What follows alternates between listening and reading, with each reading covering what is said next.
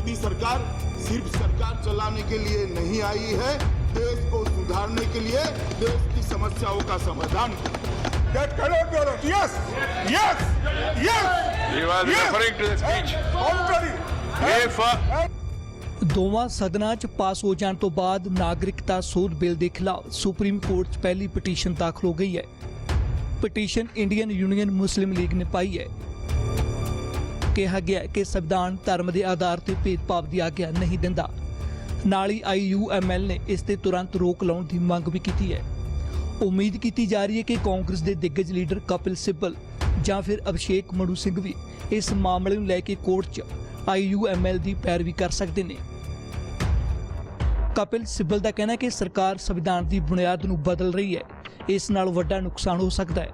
ਜਵਾਬ BJP भी दे रही है।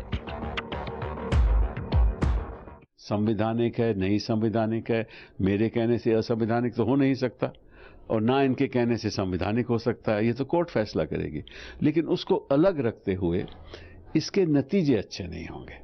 सर, नॉर्थ ईस्ट में कई जिलों में धारा 370 ये वहाँ कर्फ्यू लगा, आप देख ही रहे हो, मिलिट्री का मार्च हो रहा है, कर्फ्यू लग रहा है, बहुत वायलेंस हो रही है और सारे नॉर्थ ईस्ट में एक अशांति है, ऐसा वातावरण है क्योंकि वो नाखुश हैं। तो जिनको ये खुश करना चाहते हैं वो नाखुश हैं और जो इन्होंने प्रावधान रखे हैं, मैं समझता हूं कि कानून के आधार पे शायद इनको मुश्किल होगा कि ये संवैधानिक रहे। देखिए, ये अमानवीय अपमान को मानवीय सम्मान के शस्त्र से पूरी तरह से ध्वस्त किया गया है। जो लोग दशकों से इस तरह का अमानवीय अपमान झेल रहे थे, उनको आज एक मानवीय सम्मान मिला है। और भारत जब मानवता का समुद्र है तो निश्चित तौर से भारत से ही मानवता की आवाज़ और मानवता की अलग जगनी चाहिए और जगी है। जो लोग भय भ्रम का भूत खड़ा कर रहे थे, उनसे मेरा यही कहना है कि अब भय भ्रम का भूत खत्म करें। दूध का दूध पानी का पानी हो चुका है। कल गृह मंत्री अमित शाह जी ने साफ कर दिया है, कह दिया है कि ये किसी की नागरिकता लेने के लिए नहीं है बल्कि नागरिकता देने के लिए है।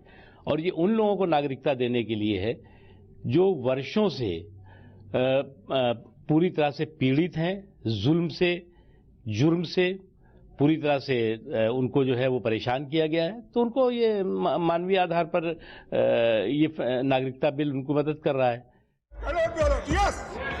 बुधवार देर रात ਨੂੰ ਰਾਜ ਸਭਾ 'ਚ ਨਾਗਰਿਕਤਾ ਸੋਧ ਬਿੱਲ ਪਾਸ ਹੋ ਗਿਆ ਸੀ। ਇਸ ਦੌਰਾਨ ਕਾਫੀ ਹੰਗਾਮਾ ਵੀ ਵੇਖਣ ਨੂੰ ਮਿਲਿਆ ਸੀ। ਰਾਜ ਸਭਾ 'ਚ ਨਾਗਰਿਕਤਾ ਸੋਧ ਬਿੱਲ ਤੇ 8 ਘੰਟੇ ਤੋਂ ਜ਼ਿਆਦਾ ਚਰਚਾ ਹੋਈ। ਵੋਟਿੰਗ ਬਾਅਦ ਬਿੱਲ ਪਾਸ ਹੋਇਆ। ਬਿੱਲ ਦੇ ਪੱਖ 'ਚ 125 ਅਤੇ ਬਿੱਲ ਦੇ ਵਿਰੋਧ 'ਚ 105 ਵੋਟ ਪਈ। ਕਾਂਗਰਸ ਪ੍ਰਧਾਨ ਸੋਨੀਆ ਗਾਂਧੀ ਨੇ ਇਸ ਨੂੰ ਕਾਲਾ ਦਿਨ ਦੱਸਿਆ। ਉੱਥੇ ਹੀ ਪ੍ਰਧਾਨ ਮੰਤਰੀ ਨਰਿੰਦਰ ਮੋਦੀ ਨੇ ਵਧਾਈ ਦਿੰਦਿਆਂ ਕਿਹਾ ਕਿ ਦੇਸ਼ ਦੇ ਇਤਿਹਾਸ 'ਚ ਇਹ ਦਿਨ ਮੀਲ ਦਾ ਪੱਥਰ ਹੈ। ਲੋਕ ਸਭਾ 'ਚ ਨਾਗਰਿਕਤਾ ਸੋਧ ਬਿੱਲ 9 ਦਸੰਬਰ ਨੂੰ ਪਾਸ ਹੋਇਆ ਸੀ। ਲੋਕ ਸਭਾ 'ਚ ਇਸ ਬਿੱਲ ਨੂੰ ਅਮਿਤ ਸ਼ਾਹ ਨੇ ਪੇਸ਼ ਕੀਤਾ ਸੀ। ਲੰਬੀ ਚਰਚਾ ਤੇ ਹੰਗਾਮੇ 'ਚ ਬਿੱਲ ਪਾਸ ਹੋਇਆ। ਲੋਕ ਸਭਾ 'ਚ ਬਿੱਲ ਦੇ ਪੱਖ 'ਚ 311 ਤੇ ਬਿੱਲ ਦੇ ਵਿਰੋਧ 'ਚ 80 ਵੋਟ ਪਈ। ਲੋਕ ਸਭਾ 'ਚ ਵੋਟਿੰਗ ਦੌਰਾਨ ਸਭ ਤੋਂ ਦਿਲਚਸਪ ਗੱਲ ਇਹ ਰਹੀ ਕਿ ਸ਼ਿਵ ਸੈਨਾ ਨੇ ਬਿੱਲ ਪੇਸ਼ ਕਰਨ ਦੇ ਸਮਰਥਨ 'ਚ ਵੋਟ ਕੀਤਾ ਸੀ, ਪਰ ਰਾਜ ਸਭਾ 'ਚ ਸ਼ਿਵ ਸੈਨਾ ਨੇ ਵਾਕਆਊਟ ਕਰ ਦਿੱਤਾ, ਯਾਨੀ ਕਿ ਵੋਟਿੰਗ 'ਚ ਹਿੱਸਾ ਹੀ ਨਹੀਂ ਲਿਆ। ਇੱਕ ਤਰ੍ਹਾਂ ਨਾਲ ਇਸ ਦਾ ਫਾਇਦਾ ਸਰਕਾਰ ਨੂੰ ਹੀ ਹੋਇਆ। इस देश के एक एक घुसपैठियों को हम बाहर निकालेंगे। अगर हम हमारे शरणार्थियों को यहाँ जगह दे रहे हैं तो घुसपैठियों को निकालना चाहिए। मैं ये मानता हूँ कि पाकिस्तान, अफगानिस्तान और बांग्लादेश में जो हमारे अल्पसंख्यक का भाई है, चाहे हिंदू है, चाहे सिख हो, चाहे ईसाई हो, उसके अधिकारों का हनन हुआ है। जबरदस्ती धर्मांतरण होता है, बेटियों के ऊपर अत्याचार होता है, हत्याएं होती है और मानवता के आधार पर हमको उनको स्वीकार करना चाहिए। कंक्लूड करिए। उनको स्वीकार करना चाहिए, लेकिन हम उनको अगर स्वीकार करते हैं तो उसमें राजनीति नहीं होनी चाहिए, वोट बैंक की राजनीति नहीं होनी चाहिए। जब देश का आजादी मिला तब धर्म के आधार पर विभाजन अगर कांग्रेस पार्टी न करती तो अभी की जरूरत न पड़ती। किसने किया धर्म के आधार पर विभाजन? ਇਸ ਤੋਂ ਪਹਿਲਾਂ ਬਿੱਲ ਦੇ ਲੋਕ ਸਭਾ ਤੇ ਰਾਜ ਸਭਾ 'ਚ ਪੇਸ਼ ਹੋਣ ਤੇ ਖੂਬ ਹੰਗਾਮਾ ਹੋਇਆ। ਕਾਂਗਰਸ ਅਤੇ ਕਈ ਦਲਾਂ ਨੇ ਬਿੱਲ ਨੂੰ ਸੰਵਿਧਾਨ ਦੇ ਖਿਲਾਫ ਦੱਸਿਆ, ਪਰ ਸਰਕਾਰ ਅਤੇ ਉਸ ਦੇ ਸਹਿਯੋਗੀਆਂ ਨੇ ਬਿੱਲ ਨੂੰ ਦੇਸ਼ ਦੇ ਸੰਵਿਧਾਨ ਮੁਤਾਬਕ ਦੱਸਦਿਆਂ ਇਸ ਨੂੰ ਇਤਿਹਾਸਕ ਕਦਮ ਬੋਲਿਆ। I do not have any qualm to opine that this is a regressive legislation. It is nothing but a targeted legislation against the minority people of our country.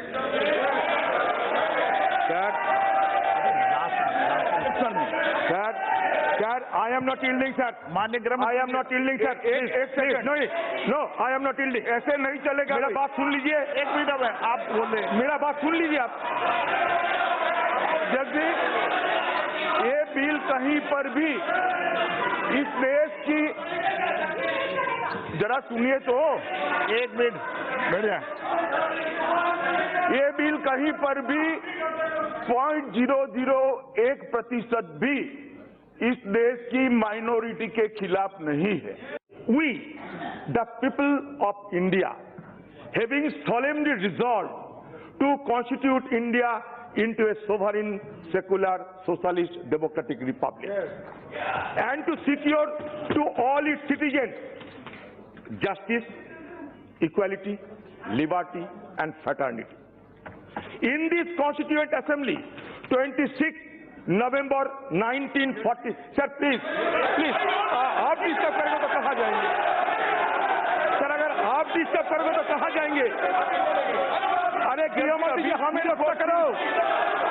ये सदन को ये बिल पर चर्चा करने का अधिकार है या नहीं है, इस पर ही चर्चा हो सकती है, इसके मेरिट पर चर्चा नहीं हो सकती है। और जैसे मैं आपका ध्यान दिलाना चाहता हूँ, स्वराष्ट्र मंत्री जी आप हमें रक्षा करो। और जब आप उन्नाव उन्नाव वालों के संभालने नहीं सका, उन्नाव के पीड़ितों को बचाने पर दिलाना चाहता हूँ, इस प्रस्ताव का इस आधार पर विरोध किया जाए कि यह विधेयक ऐसे विधान का सूत्रपात करता है जो सभा की विधायी क्षमता से परे है। बिल के कंटेंट पर अभी चर्चा नहीं होगी, बिल जब लेकर आऊंगा तब जो पूछेंगे सबका जवाब दूंगा। मगर जब मैं बिल प्रस्तुत करता हूं, जब मैं बिल प्रस्तुत करता हूं, नियम पढ़ो, एक मिनट, तब सदन की विधायी क्षमता पर ही चर्चा हो सकती है। बिल पर आपको पूरा बोलने का मौका मिलेगा और एक एक बात को टाले बगैर मैं जवाब भी दूंगा। ਨਾਗਰਿਕਤਾ ਸੋਧ ਬਿੱਲ ਦੇ ਕਾਨੂੰਨ ਬਣ ਜਾਣ ਤੋਂ ਬਾਅਦ ਦੇਸ਼ ਦੇ ਵੱਖ-ਵੱਖ ਹਿੱਸਿਆਂ 'ਚ ਗੈਰ ਕਾਨੂੰਨੀ ਢੰਗ ਨਾਲ ਰਹਿ ਰਹੇ ਸ਼ਰਨਾਰਥੀਆਂ ਦੇ ਲਈ ਆਪਣੇ ਨਿਵਾਸ ਦਾ ਕੋਈ ਪ੍ਰਮਾਣ ਪੱਤਰ ਨਾ ਹੋਣ ਦੇ ਬਾਵਜੂਦ ਨਾਗਰਿਕਤਾ ਹਾਸਲ ਕਰਨਾ ਆਸਾਨ ਹੋ ਜਾਵੇਗਾ।